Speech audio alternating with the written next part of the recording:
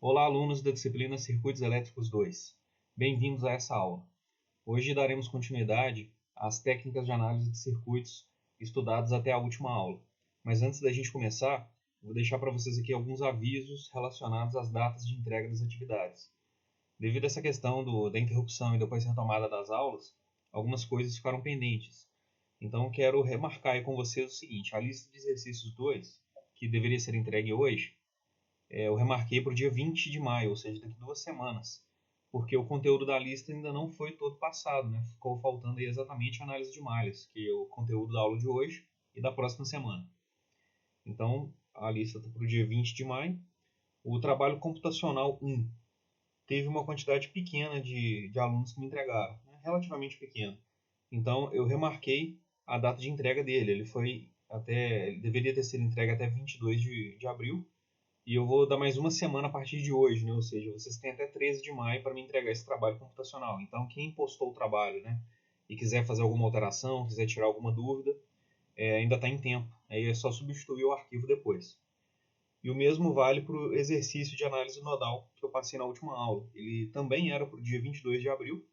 A quantidade de alunos que me entregou foi pequena, então eu vou deixar mais uma semana. Quem já fez, né, pode deixar lá o arquivo. Se quiser rever alguma coisa, dá tempo ainda. E quem não fez, né, vai ter mais uma semana para terminar. Isso aí para a gente poder ajustar essa questão da interrupção, né, desse período aí que a gente deveria ter tido aula, não teve. Então só mesmo para a gente andar mais tranquilo aí. Então são essas 3 atividades que vocês têm para me entregar ao longo das próximas 2 semanas. Então fiquem de olho aí. E hoje também eu vou passar um exercício que vocês vão me entregar na próxima semana referente à aula de hoje. Inclusive, é até importante falar sobre isso também, porque as atividades na disciplina de Circuitos Elétricos 2 vão ser utilizadas para contabilizar a frequência de vocês. Ou seja, com base nas atividades que vocês entregarem, eu saberei se vocês estão ou não assistindo às aulas, né? Não é simplesmente a presença de vocês no AVA ou a visualização da videoaula. Eu preciso que vocês também façam a atividade para que eu considere a frequência de vocês aí. Tá? Então, dados os avisos, a gente vai retomar aí o nosso estudo. Então, na aula passada eu falei com vocês sobre análise nodal. Passei os conceitos básicos, né, e resolvi um exemplo de circuito. Então, só dando uma recapitulada aqui. Esses dois tipos de análise, né, de malhas nodal e nodal, complementam a ideia da superposição, que são utilizados normalmente em circuitos quando a gente tem mais de uma fonte. Então estudamos aí a análise nodal, né? Lembrando aí que a gente tem um nó de referência, depois nós temos os potenciais nos nós, que podem ser conhecidos ou não, dependendo das fontes que nós temos no circuito. E esses potenciais nos nós serão as variáveis do nosso circuito. Depois a gente utiliza, né, para cada nó que a gente não conhece o valor de potencial, a gente aplica a lei de Kirchhoff dos nós para obter a relação de corrente naquele nó. E com base nessa relação de corrente, a gente escreve essas correntes em termos de tensão do circuito, né, ou tensão dos nós. E no final das contas, vamos ter um sistema onde as únicas variáveis do circuito são as tensões nos nós que a gente está procurando. Então, com isso, nós conseguimos resolver um exemplo, né, que foi exatamente esse daqui. Então, quem tiver alguma dúvida pode dar mais uma conferida lá no vídeo. Se ainda ficar alguma coisa que não entendeu, é só falar comigo, né, que eu esclareço aí para vocês. Mas com base nessa explicação, a gente conseguiu resolver esse circuito aqui. Lembrando que ele tem um supernó, ou seja, é uma fonte de tensão ligada entre dois nós de potencial desconhecido. Eu não sei o valor de V1, não sei o valor de V2, mas eu sei que a relação entre eles é de 10 volts com ângulo de 45 graus. Ou seja, se eu tomar o potencial V2 e somar este valor de tensão aqui, eu chegarei ao potencial V1. Então trabalhamos aí com esse circuito. Precisando, vocês me informem aí de novo que eu passo algumas coisas a mais aí para vocês, né? Eu tento explicar de novo. E hoje o nosso objetivo é fazer a análise de malhas. Nós vamos ter essa análise de malhas dividida em 2 aulas. Hoje nós vamos ver o conceito geral, né, aplicado à análise, né, e resolver um exemplo. E na próxima aula nós vamos trabalhar com circuitos que envolvam também fontes de corrente e ver o que muda. Aí entra a questão, por exemplo, da supermalha. Então, achei melhor dividir para a gente poder retomar esse ritmo da aula aí de uma maneira mais tranquila, né?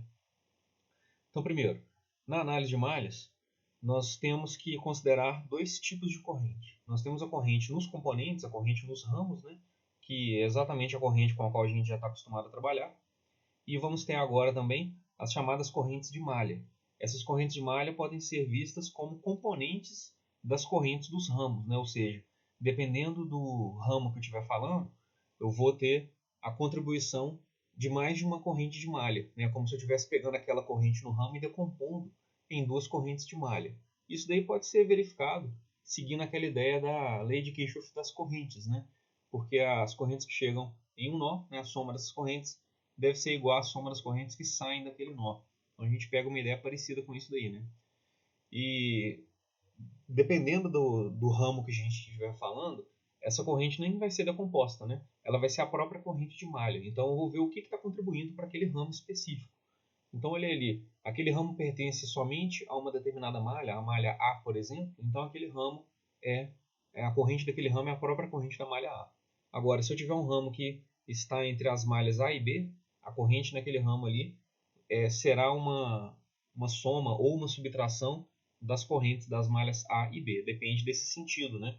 E o sentido nós é que vamos definir. Então vamos primeiro, né, pegar o circuito e analisar quantas malhas nós temos.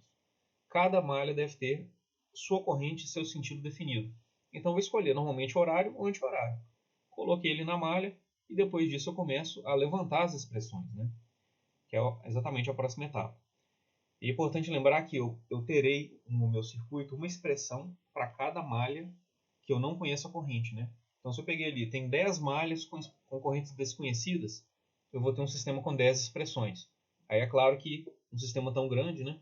Provavelmente vai ser melhor resolver esse circuito usando análise nodal ou análise da superposição. Vai depender do número de malhas, nós e fontes, né, que nós temos aí. Mas enfim, vamos ter uma expressão para cada malha. Depois disso, nós vamos escrever, né, essas expressões com base na lei de Kirchhoff das tensões. Ou seja, a soma das elevações de potencial em uma malha é igual à soma das quedas de potencial em uma malha. Depois que nós tivermos escrito essas expressões para cada malha, nós vamos voltar em cada expressão e escrever as tensões que nós temos ali em termos das correntes de malha. Ou seja, nós vamos substituir as tensões que são desconhecidas pelas correntes de malha que também são desconhecidas, mas que no final das contas vão ser importantes para resolver o sistema. Por quê? Eu terei sempre N equações e N correntes de malha. Então esse sistema vai sempre poder ser resolvido. Em alguns casos, a corrente de uma determinada malha já pode ser conhecida. Aí aquela expressão sai do circuito e a variável também, né? A expressão sai do sistema e a variável também já é conhecida, então ela não vai aparecer. Então, por exemplo, se eu tiver 3 malhas, uma delas é conhecida, então vou trabalhar só com a expressão das outras duas e a corrente conhecida não entra também nesse cálculo, né?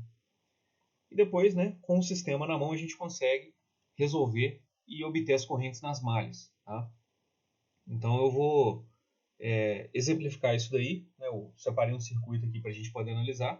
Vocês vão ver que esse conteúdo ainda não foi concluído, né? Avançando aqui, nós ainda temos a questão da supermalha e dos circuitos com fonte de corrente. Então, na aula de hoje, vocês não precisam se preocupar com isso, né? Eu vou explicar isso daqui melhor na semana que vem. E esse exemplo que aparece aqui também, para análise de malhas, eu vou resolver na semana que vem. Então, por enquanto, não precisa se preocupar com isso daqui, tá?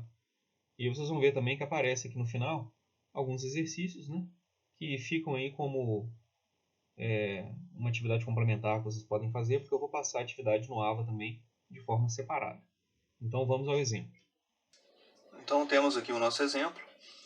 Ele pede o seguinte: calcule a corrente I0 pelo método das malhas. A corrente I0 é exatamente a corrente no indutor que nós temos aqui, né, que é o único indutor do circuito, J60. E aí nós precisamos então aplicar os conceitos que eu acabei de falar com vocês para chegar nesse valor de corrente. Primeira coisa importante sobre esse circuito, né? Como é um circuito de corrente alternada, a gente tem sempre que ficar de olho no seguinte: ele está no domínio do tempo ou no domínio da frequência. Então esse é o primeiro passo para qualquer circuito de corrente alternada que a gente vai resolver, né? Mesmo trabalhando com análises mais avançadas, a gente não pode esquecer desse detalhe simples, né, que a gente tem visto aí desde o início. Então olha aqui, ó, as fontes de tensão do circuito foram representadas como fasores. E as reatâncias, melhor, a indutância e as duas capacitâncias do circuito já são reatâncias. Então eu percebo que ele está no domínio da frequência. Eu não vou precisar fazer a transformação, né? Então o primeiro passo aí já está resolvido. Agora, para resolver pelo método das malhas, eu preciso verificar a quantidade de malhas que eu tenho no circuito, né? Ou seja, a quantidade de caminhos fechados que eu tenho nesse circuito. Então, exemplo, se eu sair aqui da fonte e voltar para a fonte, eu tenho uma malha. Se eu sair aqui desse capacitor e voltar para ele, né, passando por um caminho só, eu tenho outra malha. É claro que a gente pode fazer outras malhas aqui, mas nós vamos pegar sempre as menores malhas do circuito. Então, nesse caso, nós temos 3 malhas. E, de maneira geral, né, para a resolução do circuito não ficar tão complexa, eu vou passar para vocês aí sempre 2 ou 3 malhas, né? Porque senão a gente vai começar a entrar aí na parte matemática, né? O desafio vai ser matemático, não mais de entender a análise de circuitos em si. Se eu colocar um circuito de 4, 5 malhas, o sistema vai ficando cada vez mais complexo, né? Mas a análise de circuito vai ser sempre a mesma. Os conceitos vão ser sempre os mesmos. Então não faz tanto sentido. Vamos parar então em 2 ou 3 malhas. Depois disso, verificamos a quantidade de malhas. Vocês vão ver que não existem fontes de corrente no circuito. Então todas as malhas têm correntes desconhecidas. Eu vou definir o sentido dessas correntes nas malhas para a gente poder começar o cálculo. Então eu vou escolher aqui o sentido horário para todas elas.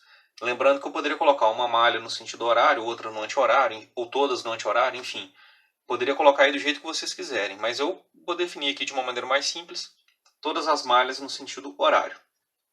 Então eu vou colocar aqui, ó, essa primeira malha, vou chamar a corrente nela de IA, a segunda malha de IB e a terceira malha de IC. Todas no sentido horário. Agora que eu já tenho as 3 correntes definidas, eu posso começar a levantar as expressões dessas 3 malhas. Então vamos começar aqui com a malha A.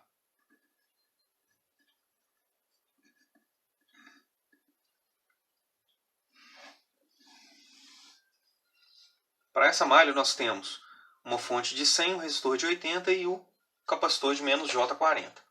Eu preciso definir então o seguinte. De um lado eu vou colocar a soma das elevações. E do outro lado eu vou colocar a soma das quedas.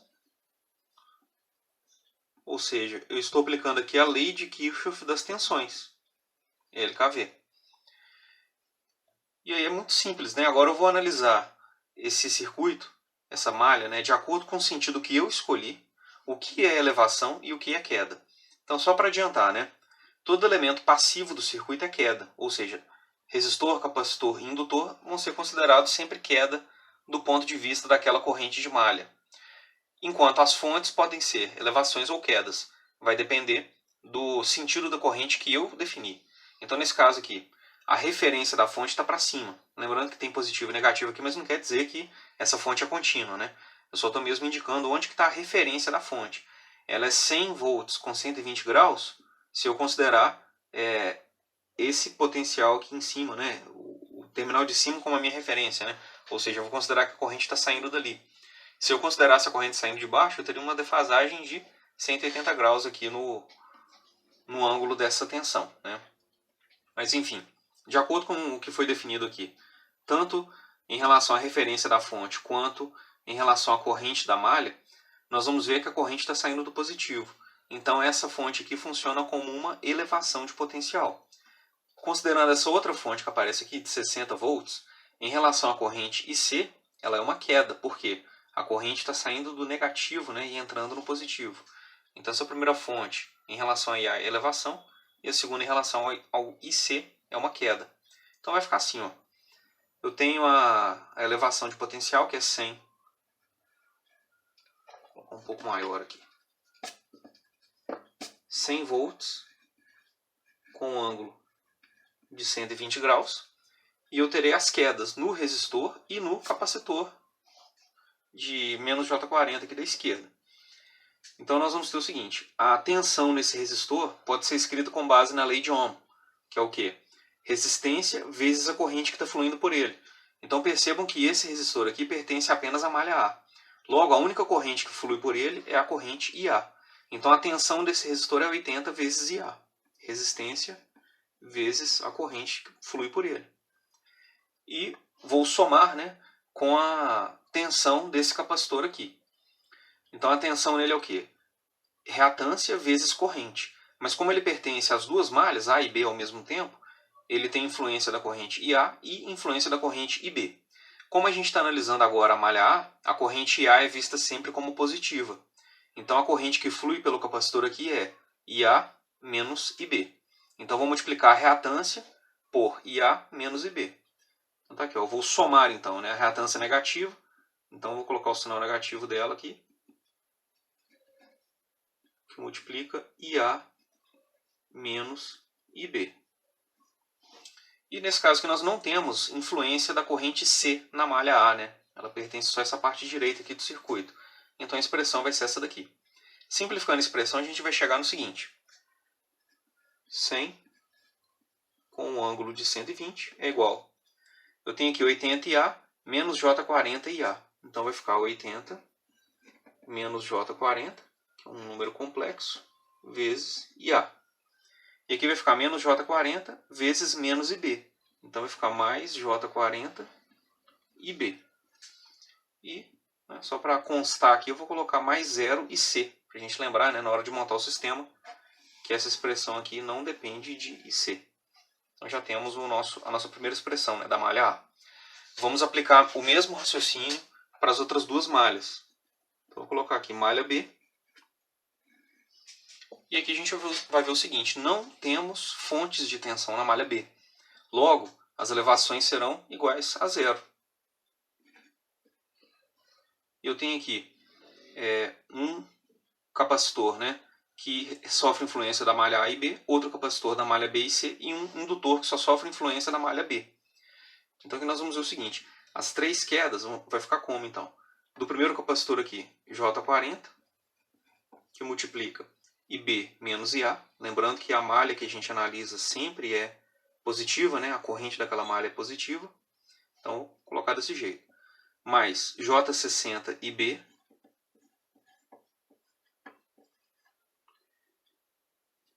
e a última queda vai ficar aqui, menos J40 IB menos IC. Então a expressão, né, da malha B vai ser a seguinte, 0 é igual. O único termo com IA que nós temos é esse aqui. Vai ficar então menos J40 vezes menos IA é igual a J40 vezes IA. Os termos de IB, nós temos menos J40 IB mais J60 IB menos J40 IB. Então vai dar aqui menos J80 com mais J60 menos J20 IB. E o IC vai ficar aqui menos J40 vezes menos IC vai dar mais J40 e C. Então temos a expressão da malha B também montada. E para fechar, vamos fazer o mesmo para a malha C.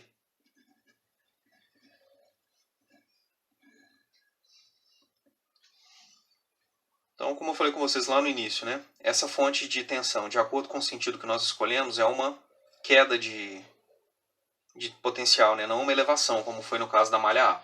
Então nós vamos considerá-la do lado direito, né, a soma das quedas.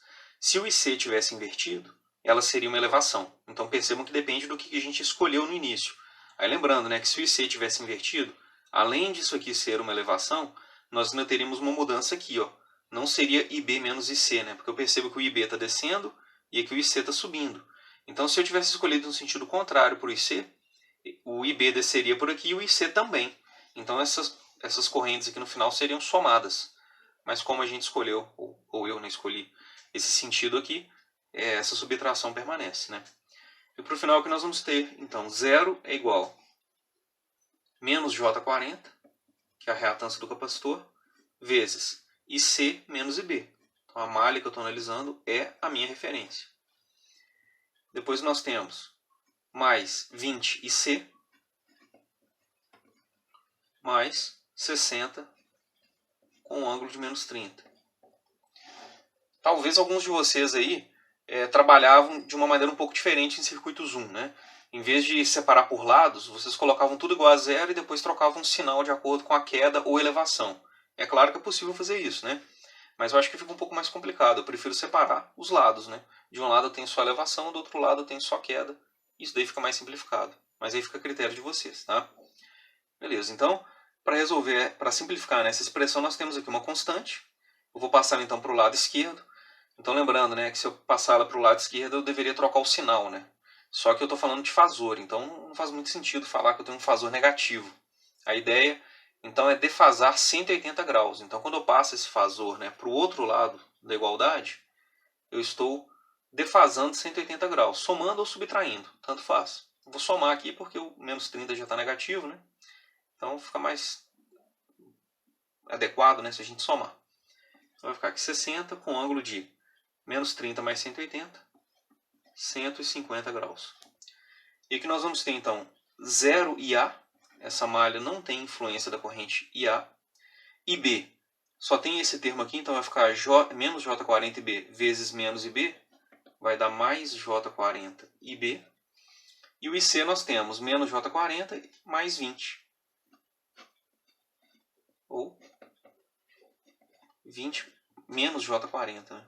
Não mais, isso aqui ficou errado. Vezes IC.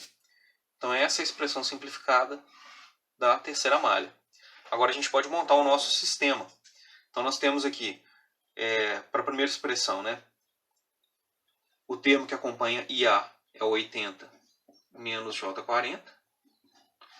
Aqui o termo que acompanha IA é J40. E aqui o que acompanha IA é 0. Então a primeira coluna, IA. A segunda coluna, IB. Aqui é J40. Aqui é menos J20. E aqui é J40. E o IC, na primeira expressão, é 0. Na segunda, J40. E na terceira, 20 menos J40. Isso daí multiplica IA, IB e IC para chegar aos resultados, né? O resultado da primeira expressão é 100 com ângulo 120. Da segunda é 0. E da terceira é 60 com ângulo de 150 graus. Então esse é o sistema que a gente precisa resolver.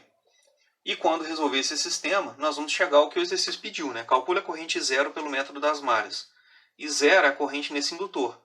Então a gente percebe que o I0 é o próprio IB, né? Porque a corrente do indutor só sofre influência da malha B. Então já vou deixar escrito aqui, ó, o I0 que a gente está procurando é a corrente na malha B. Né? Agora é só uma questão de resolver isso daqui. Existem várias formas de a gente fazer isso, né? Vocês podem fazer aí na mão, né? Por exemplo, vou usar a regra de Cramer, né? O método de Cramer para resolver esse sistema aqui. Pode resolver cálculo determinante, né? Eu usei a calculadora científica, pode fazer na mão. Mas eu vou usar esse método a partir do Octave, né? Vocês estão trabalhando aí com o Octave no trabalho computacional. Eu vou usar ele para resolver isso daqui, para já dar uma dica aí, né, de como que ele funciona. Então, por exemplo, em uma avaliação, né, vamos supor, uma avaliação presencial, eu não cobraria 3 malhas igual apareceu aqui. Por quê? Se vocês conseguirem montar as equações, né, entenderem o método, isso aqui agora é matemática, né, é cálculo. Então não faz sentido a gente ficar gastando tanta energia para resolver isso daqui. Se fosse uma questão de prova, por exemplo, eu colocaria 2 malhas. Ou eu colocaria uma super malha, igual a gente vai ver na próxima aula, né? Aí vocês vão ver que vai ser um sistema mais fácil de ser resolvido. Por mais que a gente tenha que aplicar mais conceitos no circuito, que é interessante, a parte de cálculo mesmo é mais simplificada. Então hoje aí nós vamos usar o cálculo computacional para dar uma forcinha, né, nessa solução aí para a gente. Então estou aqui com o Octave aberto e agora eu vou colocar aqui o código, né, criar o código para poder fazer o cálculo que a gente está precisando. Então a primeira coisa que vocês vão fazer é abrir um novo script, né, que aparece aqui em cima, para manter isso daí de maneira mais organizada. É claro que dá para ir colocando aqui na janela de comandos os seus comandos linha por linha, mas aqui no script a gente consegue algo melhor, né? Eu já até deixei um salvo aqui, ó, Sistema Análise de Malhas. Então vamos começar a criar o nosso código. Então primeiro eu vou criar o sistema, né? Ou seja, eu vou colocar aquela matriz que a gente quer resolver. Então tá aqui, ó. Eu vou chamar de sistema. Vocês podem escolher outro nome, né? E a ideia aqui é a seguinte: é igual a colchete, né? Ou seja, eu vou começar a escrever a minha matriz agora. E ela tem aqui o seguinte, o primeiro elemento dela é 80 menos J40. Então, eu vou colocar aqui 80 menos 40i. O Octave entende o número complexo, né? O número imaginário, como i. Então, tá aí, 80 menos J40i. Ou melhor, menos 40i. Eu vou colocar vírgula para separar os elementos de uma mesma linha. Então, depois vem aqui 40i. Vou colocar um espaço a mais aqui só para organizar melhor. E por fim, o último elemento da primeira linha é o zero. Então, acabei minha primeira linha. Coloco ponto e vírgula para separar as linhas. E eu posso até escrever aqui na linha de baixo, para dar aquela cara de matriz, né? E vou para a minha segunda linha, que é 40i. Lembrando que eu não preciso escrever na linha de baixo, né? Eu poderia continuar a matriz aqui. Porque o ponto e vírgula já indicou que agora eu estou escrevendo a linha de baixo, né? Então, 40i menos 20i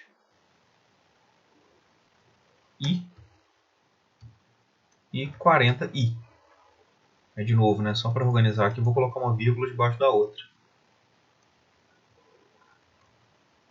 Terminei a segunda linha. Agora escrever a terceira linha. O primeiro elemento é 0, vírgula 40i, vírgula 20 menos 40i. Aí agora eu fecho o colchete. Então, escrevi o sistema. Agora, né, para a gente resolver, nós vamos ter que fazer o seguinte. Calcular o determinante, né, usando, se a gente for usar a regra de Cramer, foi o que eu sugeri lá no exemplo. Nós vamos ter que calcular o determinante do sistema. Então, eu vou chamar aqui de delta, né, o determinante do sistema completo. Ele é o det, né, ou seja, eu estou calculando o determinante da minha variável sistema. Então, vou deixar salvo aqui. E agora, como o nosso foco, né, é encontrar o valor da corrente B, eu vou calcular o determinante do sistema com a segunda linha, com a segunda coluna, né, sendo substituída pela coluna de respostas do meu sistema. Ou seja, eu vou copiar aqui. Eu vou chamar agora de sistema 2, né, por exemplo. Estou substituindo a segunda coluna. Eu vou apagar os elementos aqui da segunda coluna. E no lugar deles eu vou escrever a coluna de respostas. Então eu tenho aqui, por exemplo, a primeira resposta é 100 com ângulo de 120 graus. Mas aqui a gente vai escrever na forma retangular. Então vou converter. 100 com ângulo de 120 na forma retangular é menos 50 mais 86,60 i. Depois eu tenho aqui 0, que é a segunda resposta, né, das minhas expressões, o resultado dela. E a última aqui é 60 com ângulo de 150. Então, retangular de 60 com ângulo de 150 é menos 51. Detalhe, ficou errado aqui.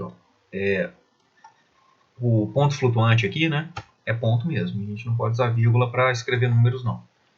Então, aqui é menos 51,96 mais 30i. Então já tem aí a segunda matriz, né? Ou seja, substituir a segunda coluna pela coluna dos resultados. E para terminar, vou calcular aqui o delta 2, que é o determinante da minha matriz sistema 2. Lembrando de salvar aí de vez em quando, né, para não perder o progresso. E agora a corrente que eu estou procurando, que é o IB, é igual a delta 2 dividido por delta. E salva de novo, a gente vem aqui e manda rodar. E aí, se não tiver nenhum erro, aqui nessa janela inicial vai aparecer as variáveis que a gente acabou de rodar, né? Então tem aqui o IB. Se eu pedir para mostrar aqui, nessa janela, IB vale quanto? Vale 1,0424 mais 1,9142i. Tá, mas eu quero saber o módulo, né? Ou seja, que está na forma retangular. Eu quero escrever na forma polar. Como é que eu faço? Eu posso criar aqui um módulo, ou nem precisa, né? Eu posso simplesmente falar o seguinte: qual é o valor absoluto da minha corrente IB? Tá lá, ABS e B, ou seja, o valor absoluto é o módulo dela. Então tá aqui, o módulo é 2,1797. E qual é o ângulo? Eu venho aqui e escrevo ângulo da corrente IB. O ângulo dela é 1,0721 graus? Não. O octavo sempre trabalha em radianos. Então, se eu quiser esse ângulo em graus, eu tenho que fazer uma conversão aqui. Ó. Eu vou pegar esse resultado, né, ou seja, o ângulo do IB, e vou usar a expressão rad to deg, ou seja, radiano para graus. Né? E o ângulo é 61,429 graus. Ou seja, vocês podem também fazer divisão. Né? Vou pegar aquele ângulo em radiano, dividir por π e multiplicar por 180. Também é válido, né? Claro. Mas ele já tem uma função que faz isso para a gente. Tá? Inclusive pode ser até útil no trabalho computacional, aí, né? Se vocês quiserem aplicar essa expressão aí, já fica como sugestão também. Tá? Então, no mais, temos aí o código, né? De novo, se vocês quiserem reproduzir ele aí no computador de vocês. E nós temos o exercício, né, que vocês vão me entregar na próxima aula sobre análise de malhas. Vou falar também um pouquinho a respeito dele. Então esse daqui é o exercício, data de entrega 13 de maio, né, semana que vem. E vocês vão ver que é o mesmo circuito que eu passei para vocês na aula de análise nodal. Tá? E o pedido é o mesmo, calcule a tensão e a corrente no indutor. A diferença é que agora vocês vão utilizar a análise de malhas. Então percebam que nesse exemplo aqui, nós temos um circuito muito parecido com o que eu resolvi, o que eu acabei de resolver com vocês, né? Então nós temos 3 malhas com correntes desconhecidas, né? Não temos fontes de corrente aqui. E vocês vão montar as expressões, né, das 3 malhas e vocês podem usar depois o Octave para fazer a solução do sistema linear que vai aparecer. Não tem problema algum, igual eu fiz aqui, né? É até interessante vocês treinarem isso aí também. Quem tiver alguma calculadora gráfica, né, que faz esse tipo de cálculo, também fica à vontade, pode usar sem problema algum. E a ideia é que vocês calculem a corrente no indutor, tensão e corrente no indutor, e comparem com o valor que vocês obtiveram pela análise nodal. Tem que ser o mesmo, né, claro. E vocês podem também fazer a simulação desse circuito no TINA para verificar se o valor está adequado, né? Então deixo aí essa atividade para vocês me entregarem. Lembrando, se vocês tiverem alguma dúvida, vocês podem mandar mensagem, eu vou deixar o fórum de novo. Se o fórum não estiver funcionando, vocês me avisem. Eu vou tentar resolver mais uma vez. Eu vou deixar o fórum, pode mandar e-mail, pode mandar mensagem pelo próprio AVA. E eu vou ficar disponível para atendimento de vocês 1 hora antes da aula, né? Ou seja, a aula de vocês está prevista para 7 horas, então todo dia, entre 6 e 7, eu vou estar disponível para responder mensagens imediatamente. Agora, outros dias eu vou responder tão logo seja possível, né? Mas é claro que não vai demorar, né? Eu vou responder no máximo de um dia para o outro, tá? Mas tentem fazer aí, precisando, vocês conversem comigo, tá? No mais, bons estudos para vocês e nos vemos em breve.